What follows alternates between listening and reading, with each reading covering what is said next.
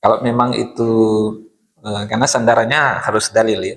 Kalau memang Nabi pernah menginformasikan atau ada riwayat dari Nabi mengatakan begitu ya, ya bisa jadi kan hewan itu dia juga bisa beristighfar karena ada hewan yang dia bisa beristighfar untuk para penuntut ilmu.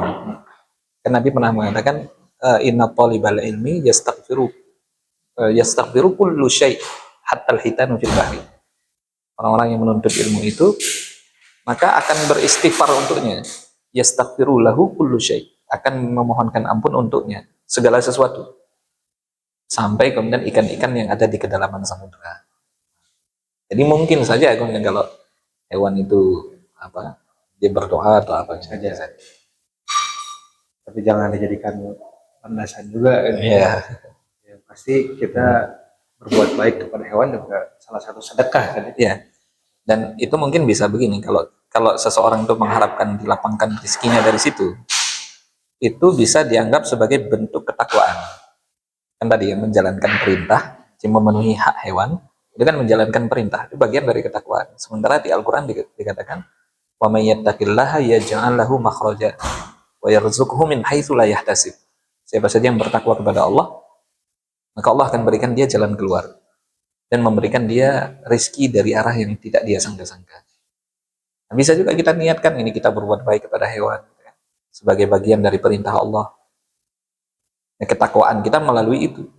Nah, itu bisa Allah memberikan kita rezeki.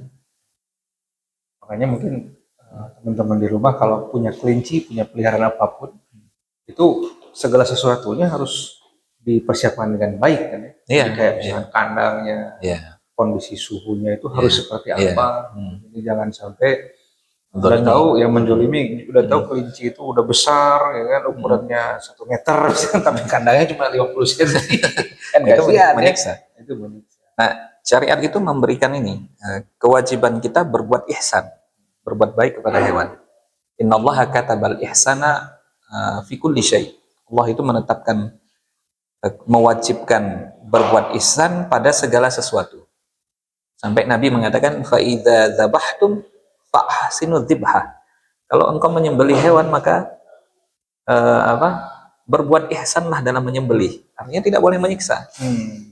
Nah, karena adabnya kan tinggal pisaunya itu harus ditajamkan gitu kan. Sehingga dia bisa ketika sekali potong itu langsung putus aliran darahnya, saluran makannya dan seterusnya. Supaya tidak sampai berkali-kali. Nah, itu aja diperintahkan untuk berbuat baik. Nah, berarti memang dalam pemeliharaan juga begitu, kita berbuat ihsan. Itu mau dimatikan ya? Apalagi dipelihara. Untuk disembelih saja ada aturan atau kemudian diperintahkan ihsan gitu. Jadi emang luar biasa ya teman-teman, bahwa Islam itu mengatur segala sesuatu di kehidupan kita.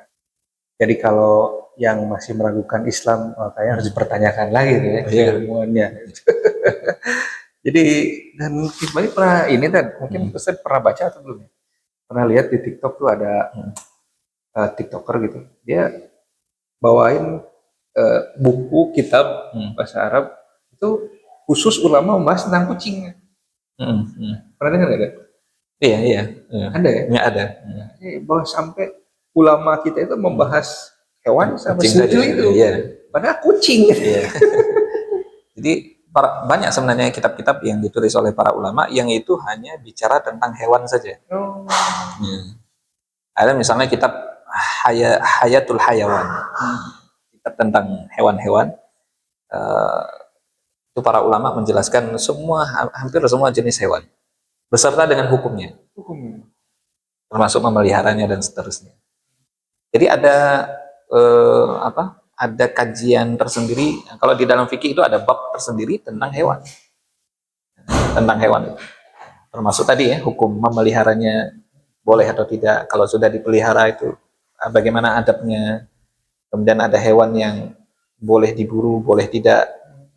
Semuanya itu dibahas. Itu menunjukkan bahwa Islam ini dia syumul. Syumul itu mencakup banyak hal.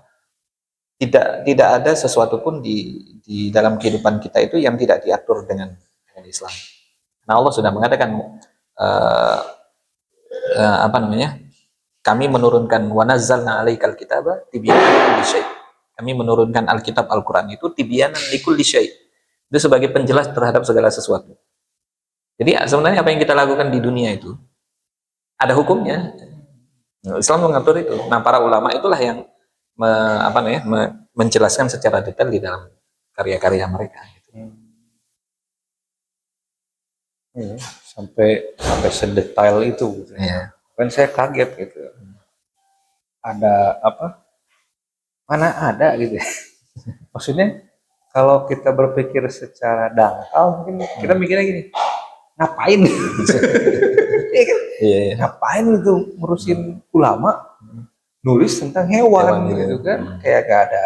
Emang ibadah lain juga nggak ada apa gimana kan? Mungkin ada sebagian dari kita yang berpikiran seperti itu.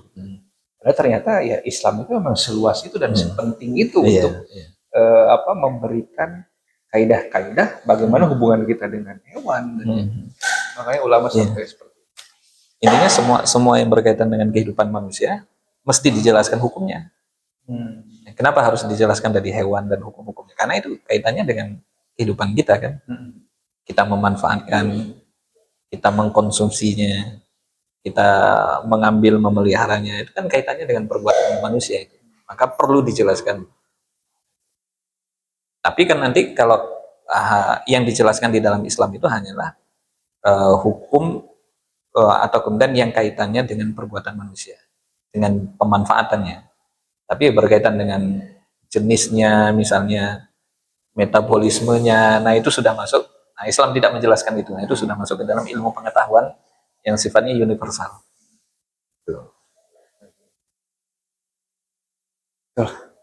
Jadi tercerahkan. Karena Kisman ini baru tahu bahwa ada ulama kitab yang khusus membahas kucing gitu. Ada membahas tentang hewan gitu. Mungkin masih banyak buku-buku Islam yang belum terjamah sama kita. Iya. Mungkin ada hubungannya dengan dengan sains juga gitu dihubungkan gitu. Atau dengan ya pokoknya banyak berarti kan adab dalam kayak kelinci percobaan ya. Gimana maksudnya? Kelinci percobaan. Nah, boleh nggak kita menjadikan hewan sebagai objek eksperimen. Kalau itu kebutuhannya mendesak, ada kebutuhan atau kemudian ada hajat untuk melakukan itu, maka dibolehkan. Tapi kalau misalnya tidak ada hajat terhadap itu, nggak boleh, karena itu bisa menyiksa. Kemudian diupayakan, kalaupun dijadikan objek itu sudah dimatikan dulu. Tidak dalam keadaan hidup, misalnya dibelah, dia masih dalam keadaan hidup, kemudian direteli satu persatu gitu kan. Nah, itu justru akan menyiksa.